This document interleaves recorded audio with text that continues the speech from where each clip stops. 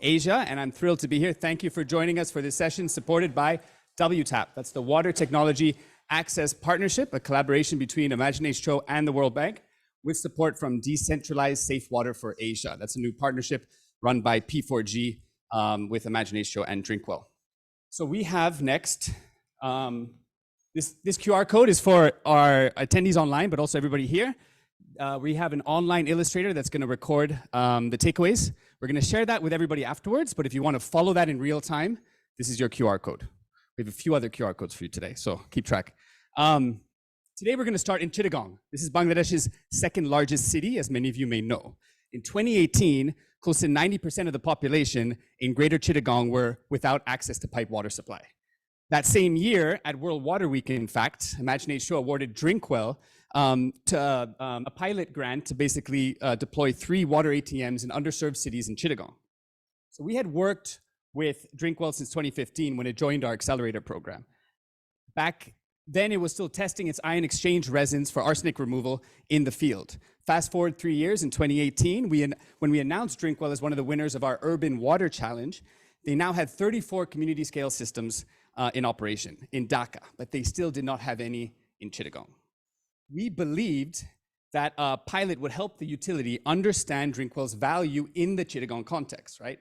But funding, we knew, alone wasn't going to solve this, right? It wasn't going to sufficiently de-risk this for the utility in the long term. Key was the partnership that Drinkwell had cultivated with Dhaka Wasa. So how could we replicate or adapt that utility partnership model so that Drinkwell could work with Chittagong Wasa instead of on the margins without them?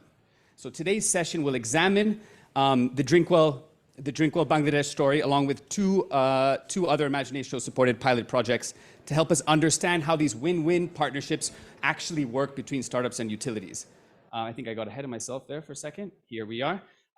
So how do we give these entrepreneurs the best chance to succeed? How do we make sure that these partnerships are truly win-win for the utility and crucially for the communities that they serve, right? Each case study will be co-presented by the protagonists themselves. So the solutions founders, the startup founders, are here with us, along with partners from the World Bank that have been crucial in their journey to deploy and validate these solutions. We're not coming to you today with all the answers to the questions that we're going to pose. We're hoping that we could hear and learn from all of you. So each case study will end with a probing question that we're going to examine in kind of groups during roundtable discussions towards the end. So stay tuned for that. This is our incredible team. So from Imagine H2O across our Singapore and US offices, incredible 3 entrepreneurs based in 3 different countries, and a remarkable World Bank team that has been so supportive of this vision to develop this initiative and WTAP that you're going to hear more about in just a moment. So quick background on who we are and why we're convening this session, very briefly. Imagine H2O is a nonprofit organization that wants to make water innovation more accessible globally. Some of you may be more familiar with our accelerator programs. Since 2010, we have partnered with 165 entrepreneurs from around the world to build and commercialize their solutions. But there is another dimension to our work. We also provide direct pilot funding to help de-risk solutions, as I said earlier, as we did with Drinkwell in Chittagong. So over the past 18 months, through Imagine H2O Asia, our Singapore regional hub, we are now actively managing and co-funding pilot projects in 5 other markets. So this is from AI for sewer inspection in Singapore, to heavy metal early detection in Ho Chi Minh City, to drinking water access for disaster relief in the Philippines. Across our programs over the past 4 years, with our philanthropic partners in tow, we have supported 40 projects in 16 countries, and this has triggered 7x in follow-on funding from different partners. But this is, not just about funding. Through WTAP, again, the Water Technology Access Partnership, and other partners, we're building an ecosystem around the projects we support to increase their likelihood of success, to increase the chance that they can convert into a full-scale deployment of some kind.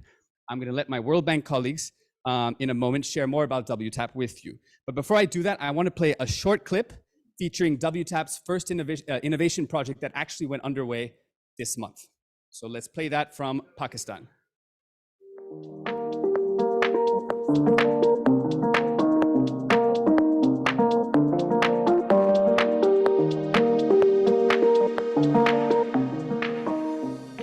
Water quality is a huge issue in Pakistan, And we have several programs by which we use to discover the different types of the groundwater, surface water, wastewater quality challenges in this country. One of the most important barrier in addressing this issue is basically, number one, is a lack of knowledge about the arsenic. Secondly, it's real-time, particularly real-time knowledge. It varies over time and space. So what we have done is developed a rapid technology that lets you measure arsenic at ppb levels, very good resolution, in a rapid format that gives you a digital readout, and that readout is connected straight to a server. The benefit of the server and that cloud connectivity is that you can do immediate analysis. In rural Punjab, communities principally depend on groundwater for their water supply, and arsenic naturally occurs in the groundwater in several parts of Punjab. Having the ability to test for arsenic in a rapid and cheap way across an area in a short period of time is an important part of any water quality monitoring strategy. The value of a device like this Aquafirm device is heavily influenced by its usability, and so we are not only interested in its capacity to accurately measure arsenic concentrations, but how acceptable it is to the users, how easy it is to use, and what the unit cost is. It is critical to have such a supportive partner as the Pakistan Council for Research on Water Resources, as they have both the knowledge and the capacity to confirm the results in their laboratory and verify the accuracy of this device. I think this will be a great partnership with the Aquafirm, particularly to take the knowledge about the arsenic contamination in the Pakistan, taking this message to the policymaker and to the planners.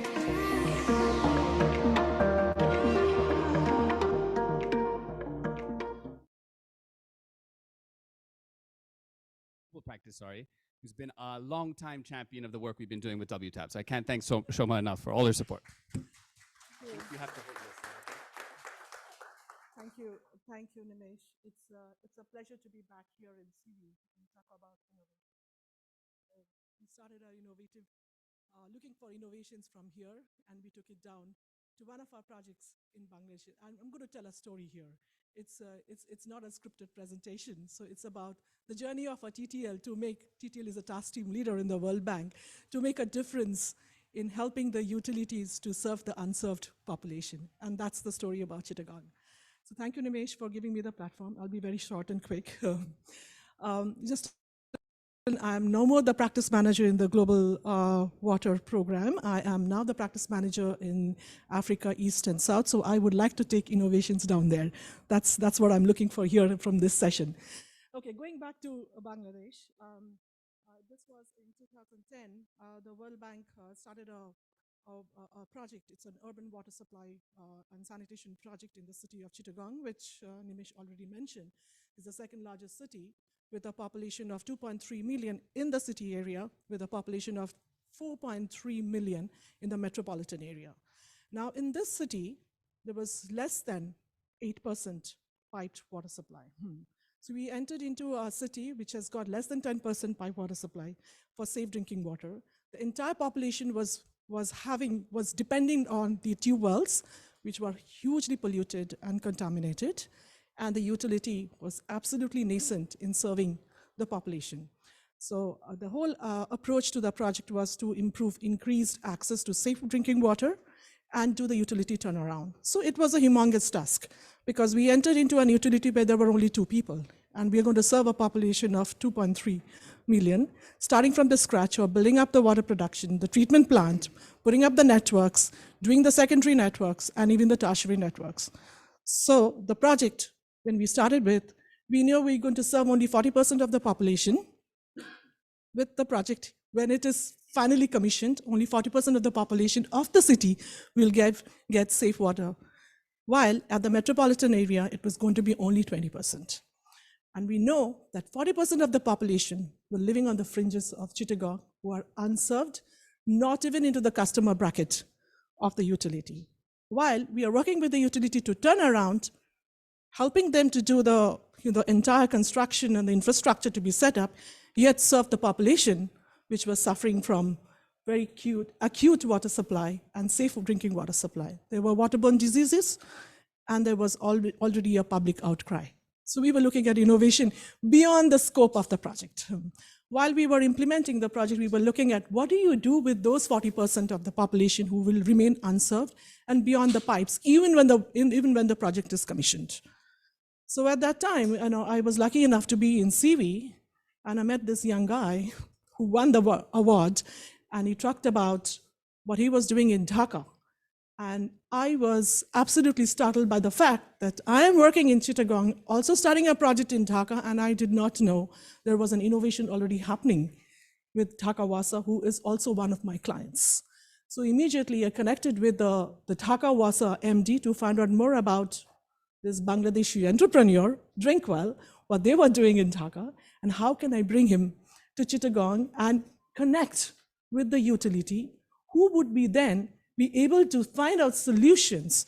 It's just not the technological solution, but the financial model, the PPP models that are needed to serve those unconnected population who are going to live even beyond the pipe, even when the project is commissioned. And I was just a connector here and facilitated the utility with Drinkwell. And the rest happened, I'm sure. Minaz will tell the rest of the story. Thank you. Thank you, Shoma. Let's have Minaj join Shoma on stage here, and I'm going to introduce Anna Marie, the Senior Program Associate at Imagine H2O Asia, and she's going to be leading the case studies. Thank you, Shoma. You guys want to take a seat? Okay. Great.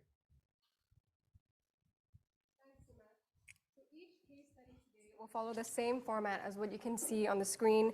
We'll begin with the problem and the solution before giving a status update on the projects that these startups are doing. Then we'll move on to the meat of each case study, which is identifying the win-win theme, and then we'll end off with a discussion question for the audience and a quick Q&A. If we don't have time to answer your questions during the Q&A, we encourage you to join us for the roundtable discussions at the end of the session. But now, to set the scene for our first case study, here's a short video to introduce Drinkwell and its utility partnership model that was highlighted by Shoma and Nimesh.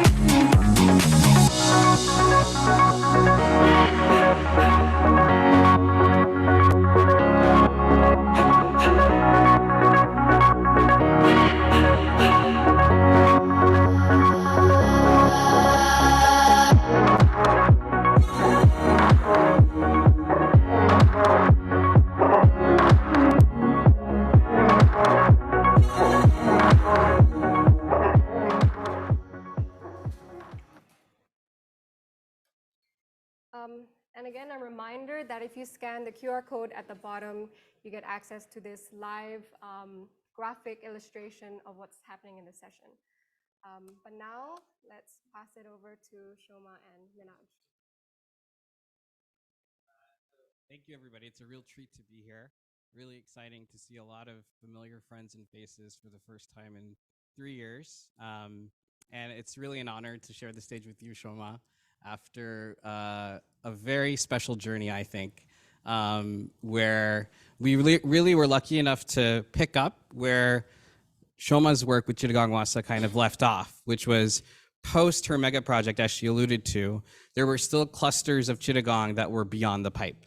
And what we effectively wanted to have as our kind of story for how we should grow is to really find how we could connect with the World Banks and Asian Development Banks of the world, especially once the mega piped water project was done, to help them ring fence the sites that were ideal for a decentralized ATM. And this kind of timing wise worked out perfectly for us. So effectively what we do is when the utility says, okay, I've just finished this massive mega project, I still have these clusters that are beyond the pipe. That really helps us when it comes to figuring out how can we cluster, and it's a theme I'll keep coming back to, enough systems to where as a kind of cohort of units, I can reach a bankable project, which on its own is insufficient, but collectively is actually something that you can have be financed, not through just purely subsidies, but a blended capital stack. And so at its core, it starts with the idea that we're kind of building off of the master plan of the utility and really helping them avoid any overlapping investments that are misaligned, because we're kind of working out of sync with the utility, but we're really kind of coming in exactly where a mega project might leave off. So if I think about kind of the journey, in Dhaka, Asian Development Bank was a mega project funder, and they had done a massive, what's called district metered area transformation across the utility. And what they found was that there's 700 pumps, of which they wanted to deploy ATMs in a phase-like manner where they would do the boring work to install the district metered areas. So that's kind of what really allowed us to start this journey with Dhaka. I think for us, we were lucky in that Dhaka as a utility is one of the largest in the world from a public sector perspective. I believe it was Sao Paulo, and Sao Paulo kind of split into two. Dhaka Wasa is responsible for providing 20 million people safe drinking water. And as a result, its balance sheet is quite strong, and it actually is profitable. And so it had actually a cost share proposition where we would 50-50 share the CapEx. But then when we thought about how we could scale the model, and just for context, Dhaka, our agreement is for up to 500 systems by next June. We're currently about 270. When you look at smaller utilities like Chittagong, that's a loss-making utility. Their balance sheet doesn't generate free cash flow that can easily be earmarked for cost share with startup partnerships. And so we started off really scratching our heads wondering how we could work with the Chittagong Wasa, knowing full well that they didn't have the resources that a Dhaka Wasa would have. And that's where really the partnership with Shoma's team came in. It first started with her just connecting me directly with the project director on the Chittagong Wasa side. And what that really did is it reduced the number of meetings. You know, a KPI that a lot of us, I think, look at is time to deployment. I tend to think about time of meetings, how many you need, how long each takes, particularly how long you have to wait in the lobby before you can meet with the person you're supposed to meet with. And I think just having an introduction from a task team leader really helps that KPI. Because we're at the end of the day burning money every month, right? As a startup, you really have to be managing your time extremely well. And I think that's the first key point with the WTAP program and just the partnership is that credibility. There's no funding that Shoma had to outlay for this introduction, but it was simply her using the trust that she had with the WASA project director saying, here's a project that's been vetted that I think you should actually take a look at. So the most important kind of slide, and I would say this kind of summarizes the last 5 years of my life, is the cash flows. Because at the end of the day, I think when we get excited about innovation, the question always comes down to how you can graduate from philanthropic support in the beginning to something that's a bit more market driven, to something that has a bit more hope to just organically grow without, you know, constantly needing to beg for grants. And so it started with, and I think this kind of shows the start of our journey in October 2017, where we initially deployed about, you'll see about like 12 systems in the first year. And the deep blue line is actually showing you the average revenue per ATM. And as is typical, I feel like when you initially roll out systems, they're over-resourced, right? You're like super focused on making sure they succeed. Your whole team is fixated on making sure that all the KPIs are optimized for.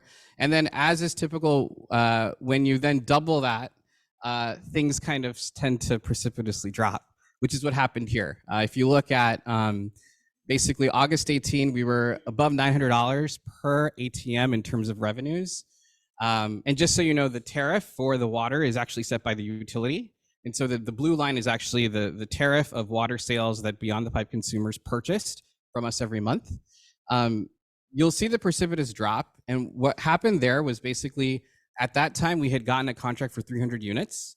And we realized that to meet that target, and these are very deployment focused targets, that all of a sudden there's a lot of pressure to start to scale up your systems, to start to scale up your processes for site selection, but then you're also hitting against fiscal year budgets in Bangladesh. It's end of June. You're hitting up against political appointments expiring of certain key decision makers who want to have enough deployments in their area of influence.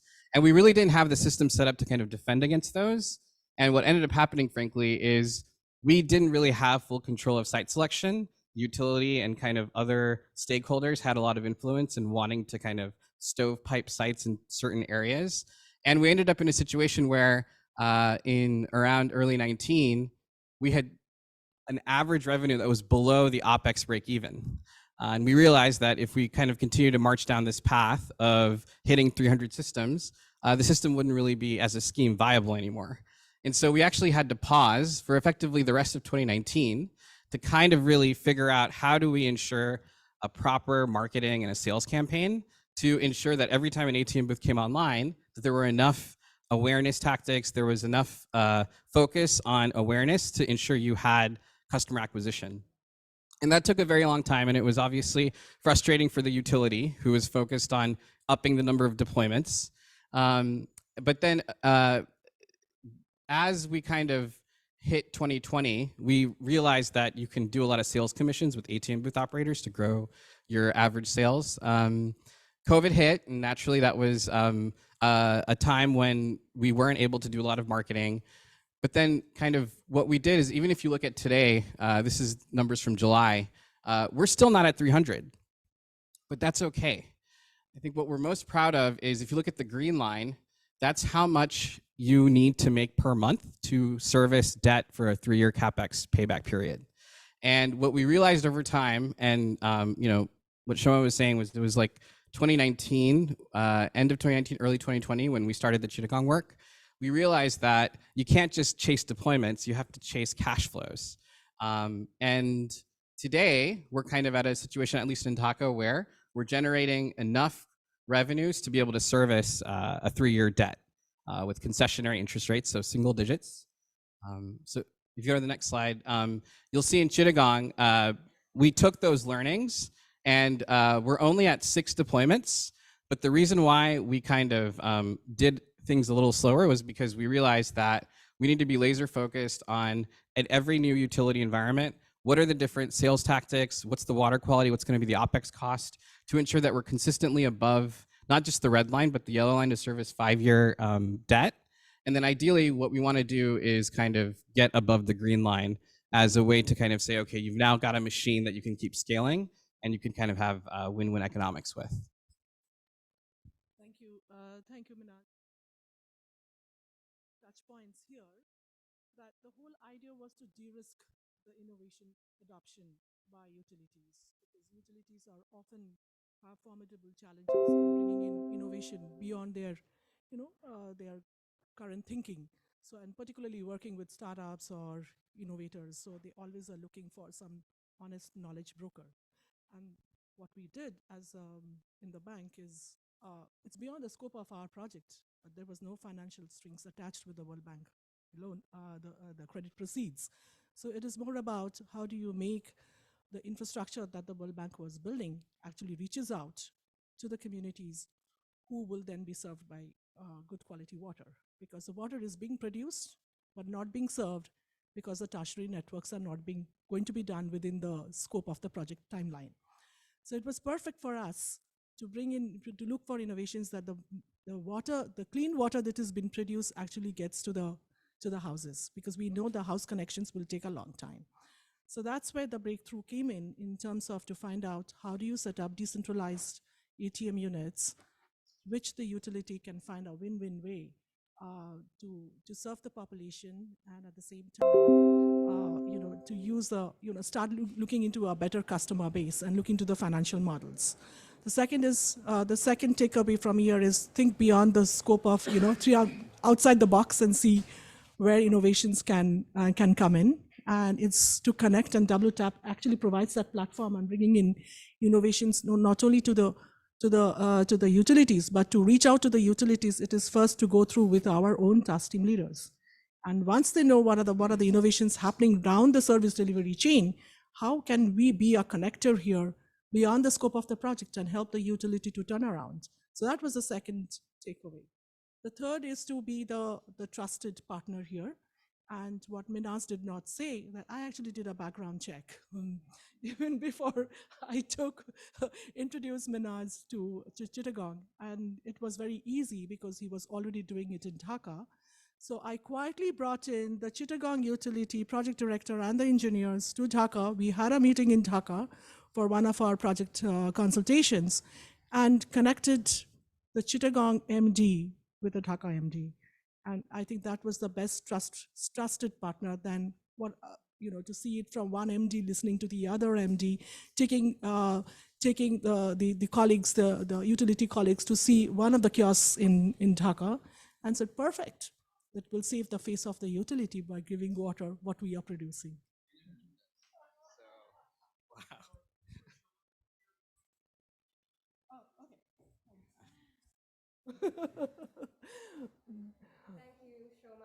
Minaj.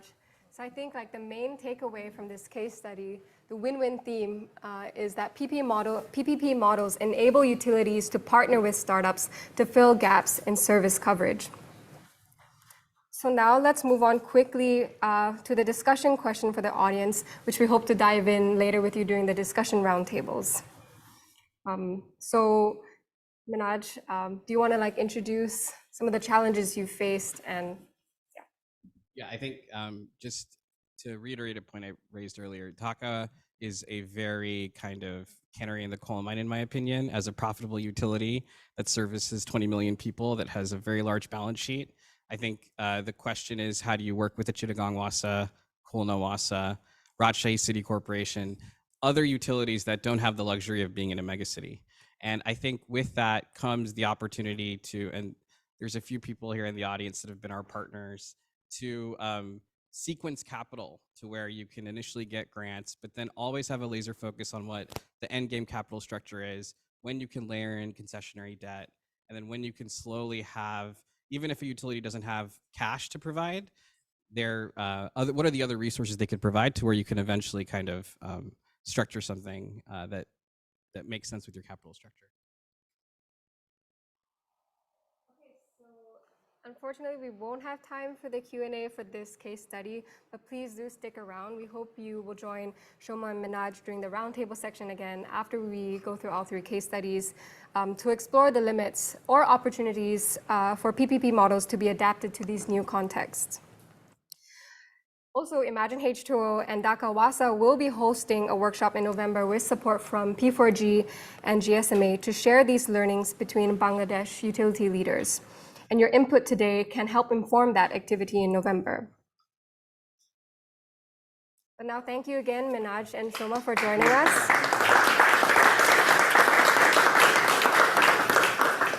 So let's move on to case study 2. Let me introduce Gokul Krishna Govindu today and Shelley McMillan.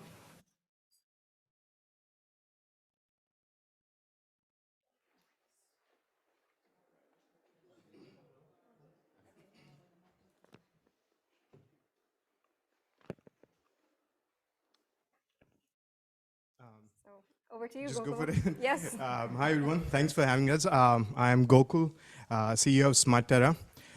So the problem that we set out trying to get a solution for is that utilities are mostly reactive to NRW.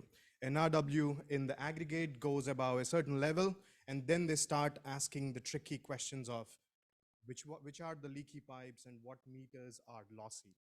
Now, these questions are not easy to answer, especially because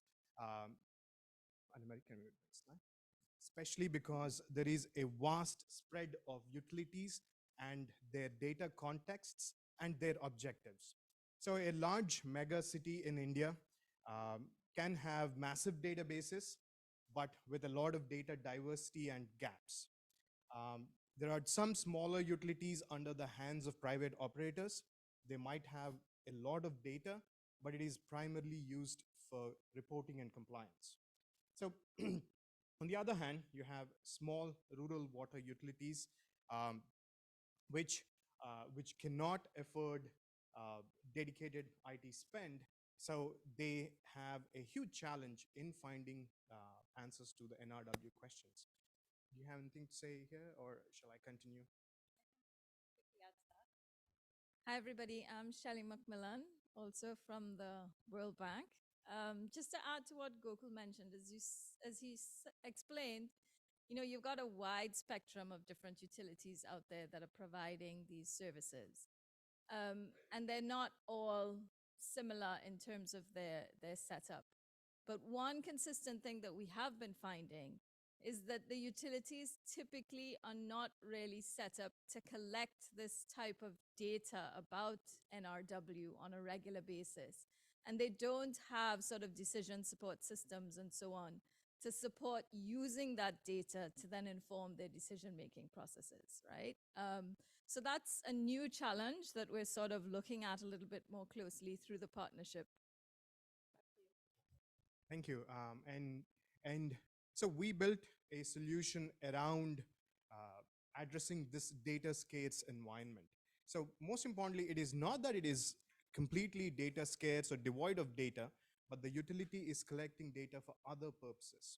So our solution adapts to the utility's context and the utility's objective, and it focuses the search for NRW reduction into a focused list of suspect meters or suspect customers and suspect pipes which are likely to leak.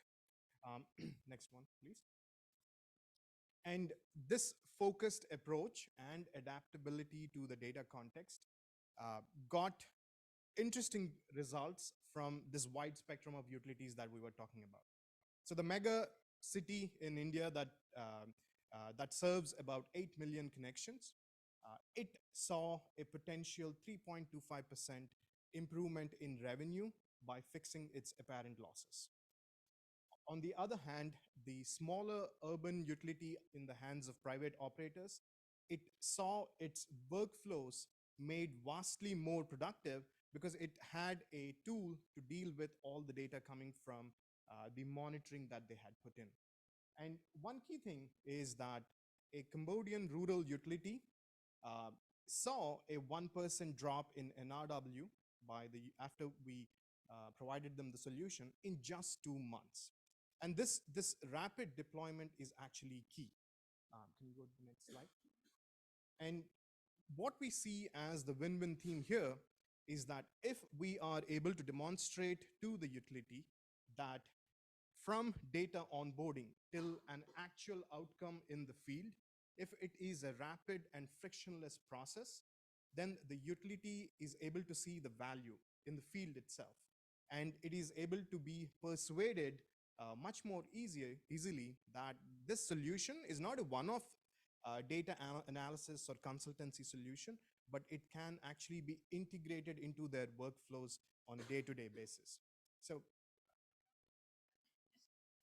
Thanks, Gokul. So just to reiterate that, sometimes the challenges that these utilities face are, what should we say, pressing, immediate kind of day-to-day, burning issues to them, right? Of which, yes, NRW could at times present one of those sort of challenges, but for the most part, they just assume that there will always be enough water pretty much for them to provide their service, right? And they typically would treat with NRW, as Gokul was mentioning, as sort of, okay, we will look at it every now and again and try and fix it, and then we carry on. And they find themselves in this bit of a vicious cycle, I would say. So they don't, unless you're really some of these very big utilities. I think Shoma and that case study showed one where Dakawasa is a pretty huge utility with a nice balance sheet. But that's not the case for many other utilities, particularly those that are publicly owned or very small in size. So, they're not flush with money. So then, NRW tends to fall to the end of the line or sometimes completely off their page in terms of how far their funds can stretch. So the partnership with the World Bank is to provide that opportunity to give them that little bit of seed money that they can experiment, so to speak, and take a look at how some of these data-driven processes could actually be beneficial to them. And we try to mainstream that, hopefully, going forward. Next slide, please. So now that this pilot is de-risked to some extent by a grant from a program like the WTAP program, then comes the bigger question, which is how does the utility transform this short-term NRW pilot, reduction pilot, into a longer-term contract? And this is where there are a whole lot of challenges which come up, some which are on the procurement, tendering side, some on how to actually find financing for fixing the meters, fixing the pipes, etc. It needs to become part of a infrastructure capex kind of an outlay, or is this a ongoing OpEx for the utility? So these challenges are something which stop pilots from expanding out to longer term contracts or actually becoming part of the decision-making process itself of the utility. So this is a question which I would like for you to help us startups with, which is that how do we ensure that these pilots are not just one-off case studies, but they get converted into providing long-term benefit to the utility. Okay, so let me take a stab, and then it would be great, I guess, if we can hear other views from the room. So from our perspective, similar to the Drinkwell case study, we are hoping, and that's what we're trying to do already, I should say, is to play this facilitative role, to make those connections, and through our engagements with the utilities, to provide some of that safe space, so to speak, to experiment with this. And then, yes, I agree. How do you then convert that into a more mainstream type of an activity at the utility? From our side, we're already working, I would say, on helping the utilities to do much better financial planning, and to have sustainable operations. So we can certainly help with facilitating that discussion around them incorporating things like this type of decision support tool into their financial planning and programming going forward. I think, again, because the spectrum of utilities is so wide, there may be some that will decide that they would like to bring that in-house and do it themselves, and they can probably, build the systems and so on to do that. But there will probably be a lot of them that will always prefer to outsource some of those services because they just don't have the manpower, the capacity, all of that to actually do it themselves. And there is where I think there's quite a lot of room for outfits like yourselves and others to then scale and be able to provide those services, right? But we need to demonstrate that it is a cost-effective solution because it is not part of, I would say, the bread and butter of their operations currently. So many of them still perceive it as a bit of an add-on service. And I think we have to change the mindset around that and show them just how fundamental this is to reducing their NRW, which in turn will improve their balance sheets, but also help us with all of these other challenges that we're facing in terms of, water scarcity, needing to conserve water, make much more productive use of it, and so on. This is made much easier for private operators because they see a straight line from NRW reduction to either more of the performance coming their way or reducing costs. But this is a very tricky question for public utilities where they cannot necessarily prioritize this over, let's say, network expansion or improvement in the quality of water. So, so this is where we need to find more ways to help the utility kind of de-risk this decision of going for solutions such as ours.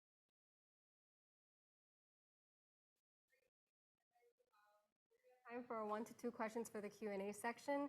We just ask that you introduce yourself, keep it brief, and make sure it's a question. Thanks very much, all. Really interesting, great. My name is Alana Cohen, and I'm working with Factor E Ventures.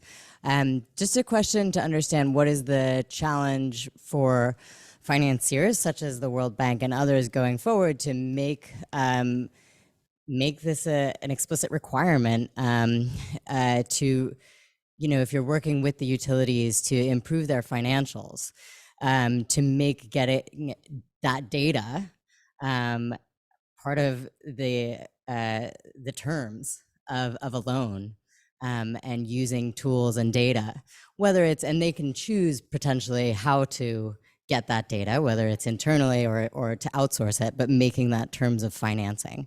Thanks.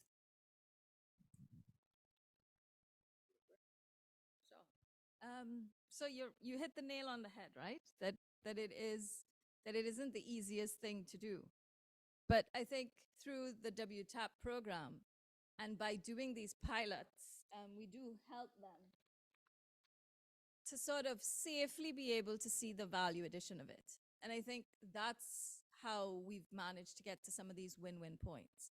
It's that it's not just theory that we're showing them that, collecting this data and crunching it this way can generate these results that then turn out to help you reducing the NRW, but actually physically being able to hold their hand and do it with them. And then you have not just proof of concept technically, but you also have proof of concept financially, right? And I think once you can walk that process with them, it really strengthens your hand in terms of then encouraging them to do it in a longer term fashion. Okay, it's still work in progress, I would say. We're not there yet. And as I mentioned earlier, it is much more challenging with the smaller utilities, really is, because their margins are already very, very slim. And because you still have such a large segment of the population that remains unserved, the tendency, as Gokul explained, is always to use those savings for their network expansion, right?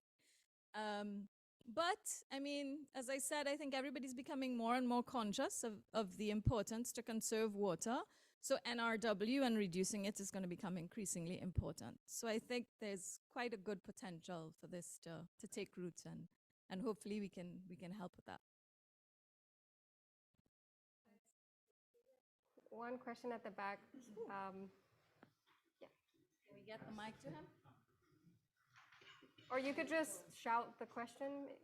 They will need it for the... Oh, got it. Thank you very much. I'm Remy from the Container-Based Sanitation Alliance. So I'm a sanitation guy, sorry. Because I'm wondering about the role of regulators in this, because we had a session here just before on PPPs as well, and it was looking at we had regulators in the room showing the importance of setting incentives for example, for reducing non-revenue water. So if you manage to do this, then you get some kind of incentive with cheaper financing, etc. And I'm wondering what has been your experience of involving regulators in helping this transition from pilots to more regular contracts.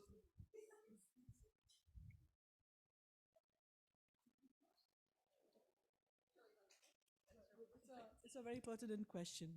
Getting the regulators involved early on, it's absolutely important. So I would really encourage you all to join the World Bank booth at 12:30. We are launching our policy incentives, institutions, and regulation report. And that gives you enough insights about how to bring in the regulators early on into the discussion when you are looking at the utilities of the future and turning them around, be more service-oriented. Be also looking at the service improvements when NRW is a very important aspect, and the role of the regulator. Of course, not all countries are blessed with regulations and regulators, and that's a big starting point on our policy discussions, but would love to engage you all in that conversation. Thank you. Okay. Can I just build Yeah, on that? yeah. Building on what Shoma said, if we think a little bit futuristic, right? We're all about talking about innovation here. The best regulators are us citizens, right? And that's the direction that water supply and sanitation service provision is moving in. And I think even through the partnership, maybe we can explore that a bit more in terms of how to make the citizens themselves more accountable, and then see how that can also feed back into better service provision from the utilities. Not saying that we don't need regulators, of course we do. We will always need to have official and formal regulation in the sector. But if you look at so many areas in terms of where regulation is going, it's really regulated by the citizens themselves. Shelly and Gokul, just to wrap up this case study, from financing to pilot design, how do we make NRW management tools accessible to smaller and public utilities? We hope you will join Smart Terra and Gokul and Shelly at the roundtable discussion to chat about this question more. Thanks, everybody.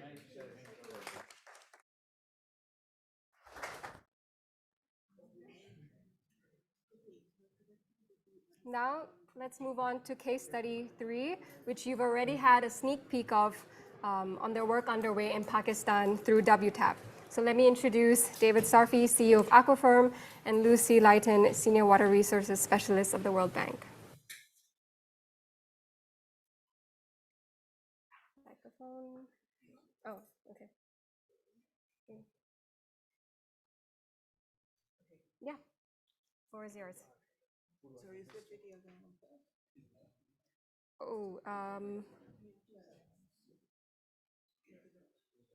the video will come on in a bit. Yeah. Does this work? Yeah, it's on for okay. Okay, fair enough. So, like other parts of the Indo-Gangetic Basin, the Indus Basin in Pakistan, the sediments in the groundwater contain arsenic in patches locally, and because the rural communities in the Indus Basin rely on groundwater for their drinking water, this represents a serious risk to health. So it's really important to be able to identify where the arsenic is, because it isn't everywhere, so that you can appropriately target your interventions.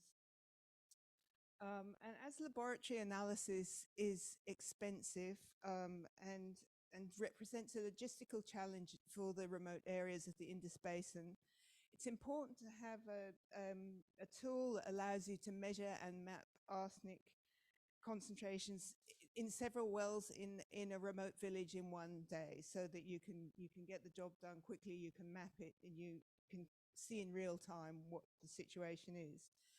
Existing field methods are fiddly, inaccurate, and take quite a bit of time.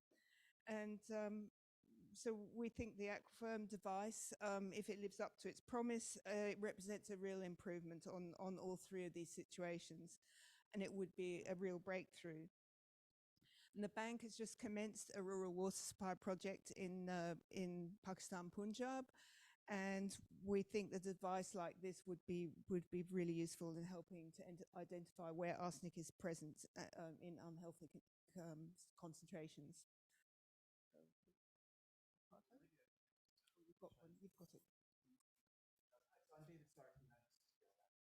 Let me just step back a second and give you kind of a little bit of global perspective on this, because arsenic affects over 140 million people in 50 countries. So it's not just a Pakistan or Bangladesh problem. It is a global problem, and it is a debilitating problem. It causes huge morbidity. It leads to, you start by having skin lesions, but it very rapidly leads to cancers, a number of cancers, both skin cancer, bladder cancer, and eventually death. Tens of thousands of people in Bangladesh die every single year due to the quality of the water they're drinking. So that's the state of the situation right now.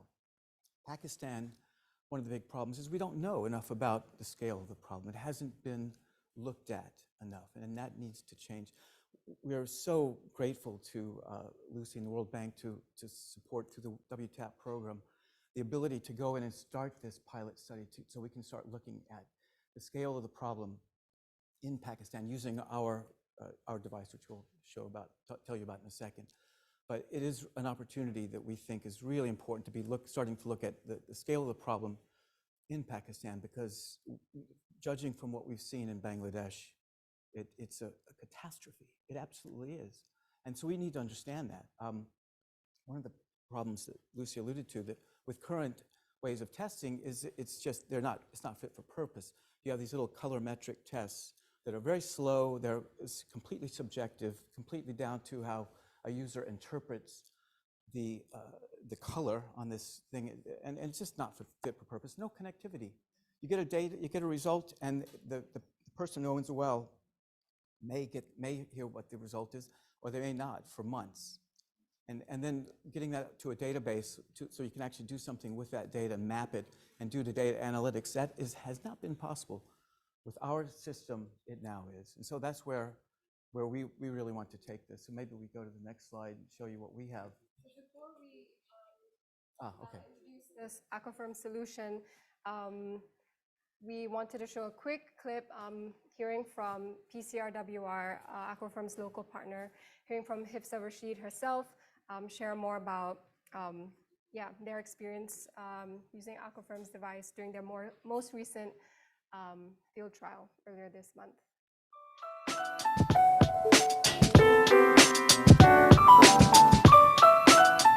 My name is Dr. Hifsa Rashid, and I am holding a PhD degree from University of Leeds, UK. And for the last 20 years, I am serving in Pakistan Council of Research in Water Resources. Currently, I am working as a Director General Water Quality. The challenges we used to face in the past when we started working with the arsenic is like we used field testing kits and some long and laborious methods in the lab which used to produce delayed results. So with the Aquafirm, these challenges would be covered, and we will be able to have the quick results in just 3 or 4 minutes, and then immediately the mapping and the data analysis would be produced, and that would help us to advise the decision making for the arsenic mitigation. Aquafirm project validation study is being undertaken in 13 tehsils of Pakistan, and the purpose is to support the World Bank's improved sanitation program in Punjab. And as a result of our project with the Aquafirm, training for using this device has been imparted by the Aquafirm CEO and scientists. And currently we have received the reagents, and very soon, in a week time, we will be able to start the actual field work in 13 tehsils of the country.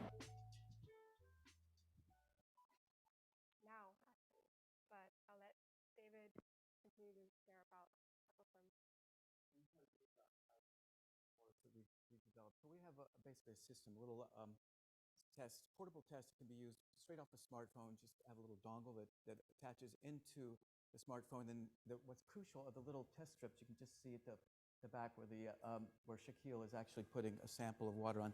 So those are the key thing about that is scalable process. We can make those right now by the thousands. Eventually, we can make those by the millions. Very affordable, much like a diabetes test in some ways. Effectively, this is a diabetes test for water, is what it is.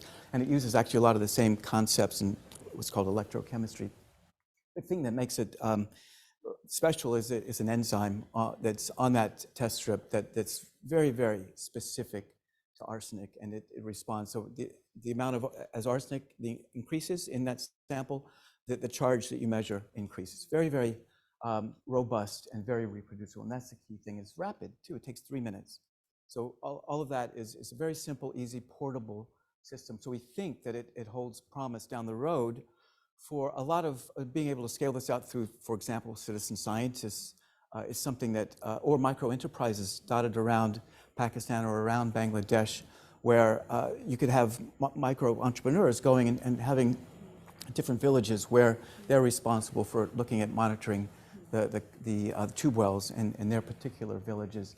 It doesn't have any toxic chemicals. The current field tests do, as produces arsine gas and has mercury. And the key thing is it's all web-enabled. It's all cloud-connected. So you get that data, and you can do something with it instantly. So it's uploaded to a server. You can map it. You can start to do data analytics. One of the key things you can do is actually identify in a village where are the good wells, where are the bad wells, and what happens, at least in Bangladesh, is that the DPHE comes in and they say, the solution at the moment is drilling a deep well, but they don't know where to drill it. Now they do. So that's the key thing with, so it's not just a sensor that we're showing, but it's also the software and the mapping that really makes this, we think, very special.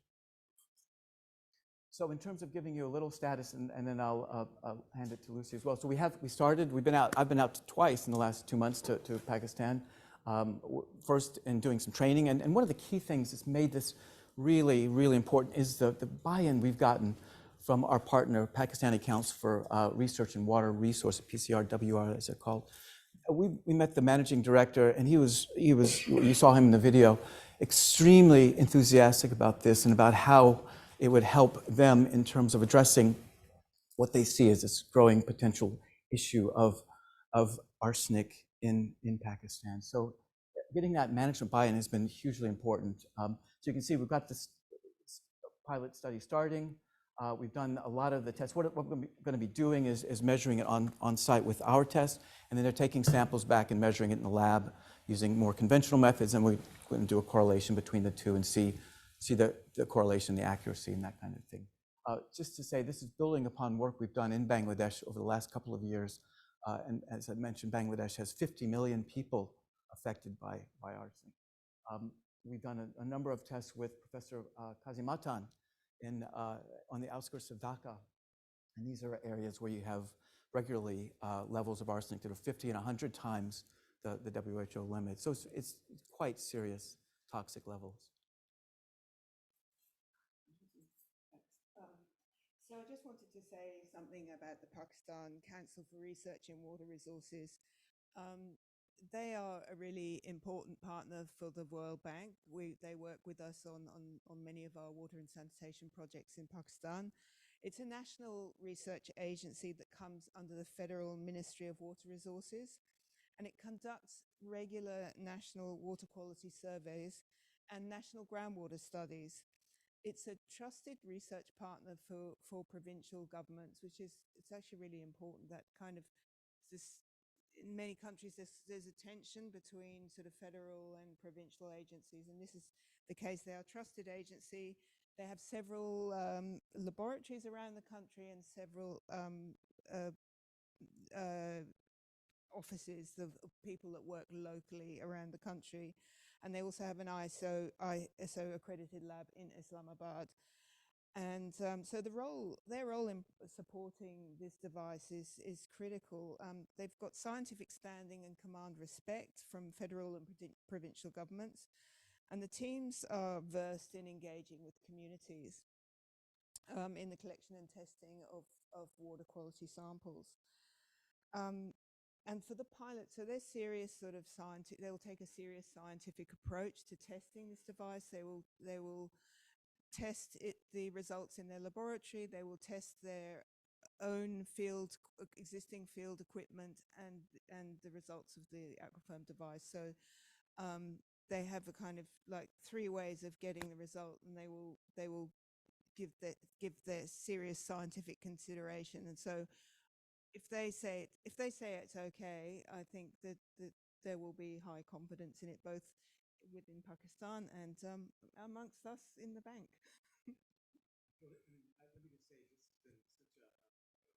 Hugely important partnership, having the PCRWR as part of this, because they are essential. They know the situation on the ground much better than we do, and they know where the areas are that are affected.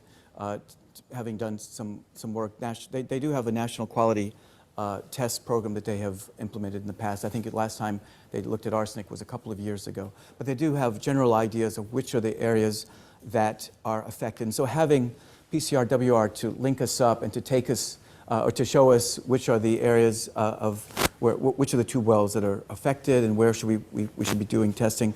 That's hugely important. But I think the other thing is just the buy-in we get from with both the senior management of PCRWR and their links with key government policymakers within the Pakistani government. That's going to be hugely important for us. And what we think down the line this is going to do, obviously if we show that we get the good correlation that we expect to be able to show between our tests and more conventional laboratory tests, is that it will enable us, it'll enable Pakistan to really understand more fully and have a tool they can use to more fully roll this out and do a lot more testing than has been possible before. Right now, with the conventional lab tests, are just too slow and too laborious and too expensive.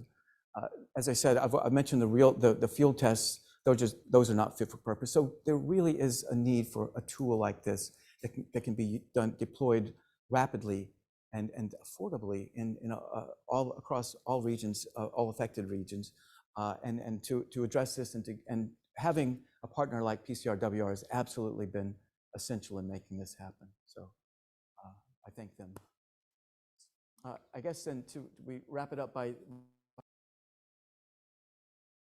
question: how do we basically take what we're doing and use that to complement, to support the work that the PCRWR and other groups within Pakistan have been doing in terms of looking at nationwide arsenic assessment, nationwide arsenic monitoring? Because again, as I say, it's something that has not been done on a regular basis in Pakistan. It really needs to. It needs to be done at least twice a year. It should be, before and after monsoon, because things change remarkably.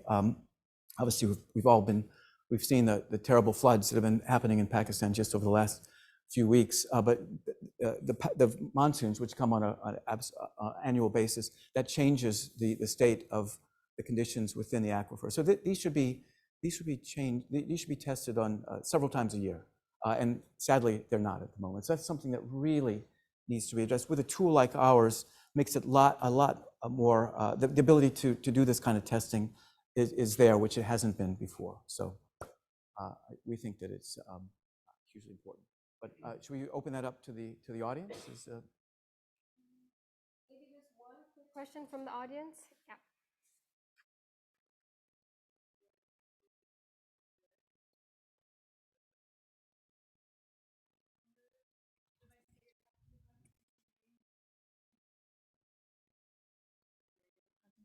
Sorry. My question for this is, for you is, are there plans or ideas or aspirations or collaborations where you're thinking about other chemical contaminants or biological contaminants, perhaps using similar or different technologies? I know these things are really difficult to develop, really difficult to get to a low cost, and to get a very small cost and easy to use in the field. So that's number one. And maybe part two is just, I think you mentioned the end users being more perhaps local government or utilities or folks who can do something about this.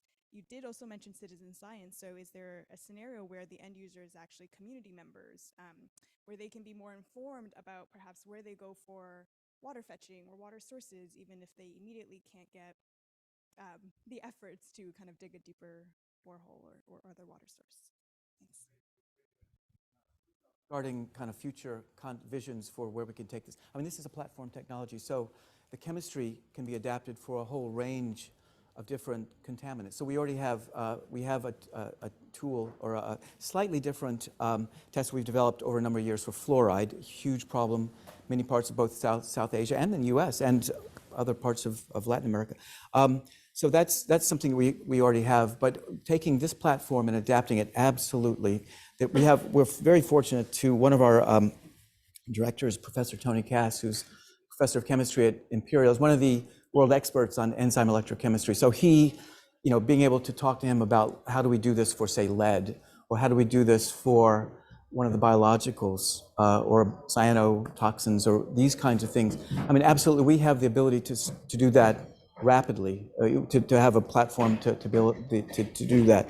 So absolutely, we have the focus and the vision for doing that. What was your second question? Okay, yeah, okay.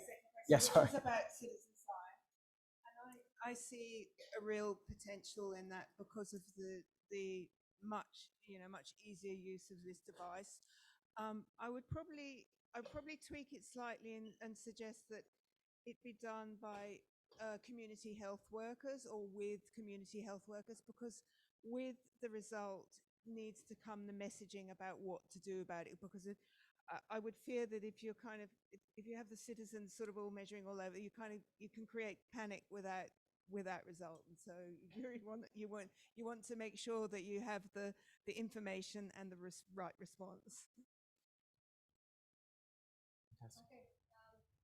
Thank you so much, Lucy and David and all of our speakers from today. Now is the fun part where you get to interact with the speakers. But now let me introduce Simmer, Program Manager at Imagine H2O Asia, to introduce the roundtable and networking portion of today's session. All right, thank you, Emily, and thank you everyone for being here. We just heard a little bit about the case studies from the entrepreneurs and how important it is to have partners on the ground that help to overcome some of the barriers to innovation adoption. So we did share that some of these partnerships are still unfinished, and there are opportunities to grow and scale the impact while helping them be replicated into new markets. So I know it's kind of a large group, but ideally we would want everyone to split into a group of three, into three groups. So in each group, we'll have one of the co-presenters in each circle. So perhaps the back of the room would be one group. Maybe Gokul can take that area.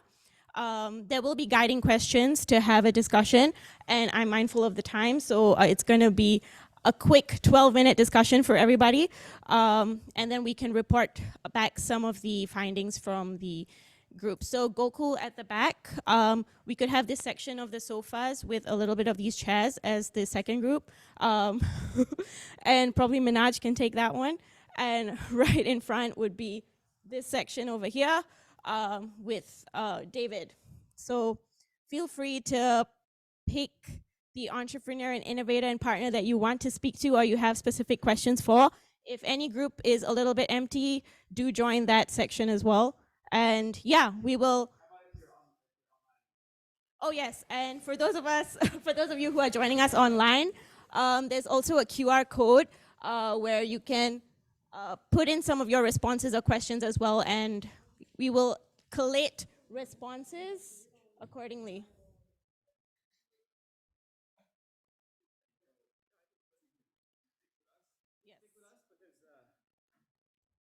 The entrepreneurs and our WTAP partners are interested in what you know and what you could share with these groups. So again, it's Aquafirm and Arsenic in the front, right, Simmer? Yes. And in the middle, Drinkwell. And then in the back, it's Gokul and Shelly, non-revenue water. Stick with us for 10 minutes. It's a chance for you to ask some questions, learn more, and meet the people behind these case studies if you have the time.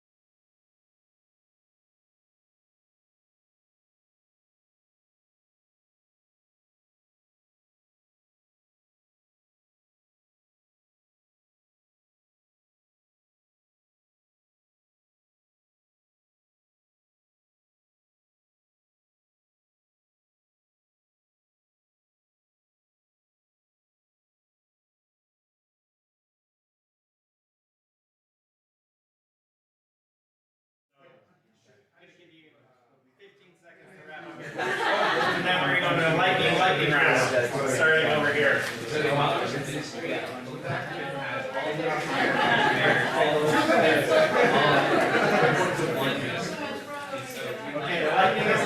ready. Okay, we're gonna do quick, just 30-second snippets from each group. Back to the original question. So, Team Arsenic here. How do we complement support existing efforts for comprehensive nationwide arsenic monitoring in Pakistan?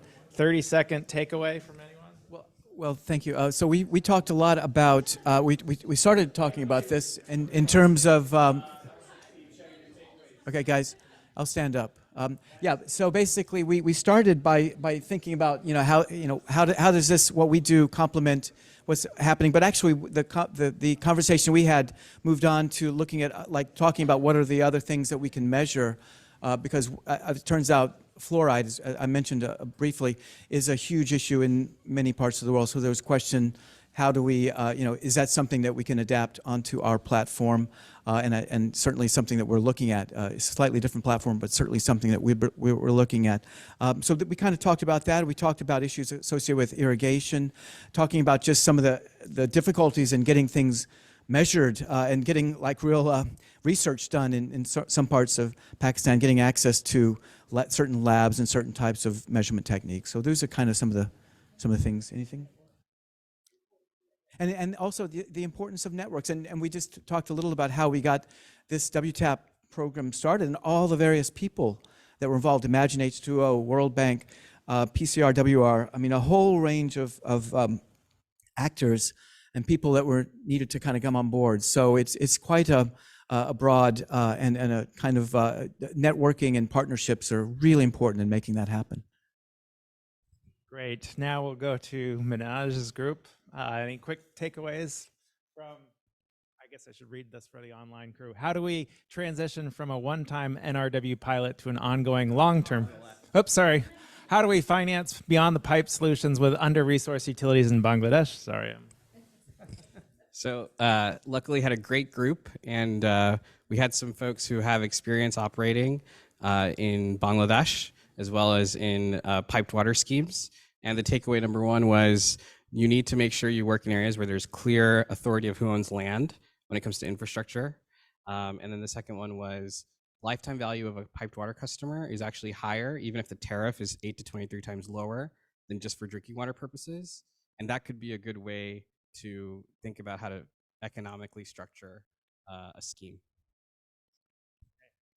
Now we'll go to Gokul and Smart Terra. We're talking about how do we go beyond the NRW pilot and actually have it be a long-term contract. So there were some ideas about performance sharing kind of contracts. So largely I was trying to bring up everyone on our experience with these pilots so far, because this rapid outcomes for utilities is a kind of a new thing. So I was just sharing my experience on how we actually make that happen, how we make it successful. But I think the answer to that question is still a little elusive. But I think, as somebody was mentioning, this networking would help, and hopefully we'll find more answers. Great. Well, I'm sorry for the rushed format here and cramped format, I should say. So thank you for being creative with us. But I think back to something that Shoma alluded to, that WTAP isn't just about providing funding to these solutions and then hoping they just go on their way. This is really about creating an ecosystem, and it's people, not always institutions, that actually deploy solutions. So we really invite you to be part of this network that we're developing in partnership with World Bank called WTAP. So we will be around all week down at the World Bank booth if you want to stop by and visit with the Imagine H2O team, the World Bank team, or any of our entrepreneurs. So thank you for coming today.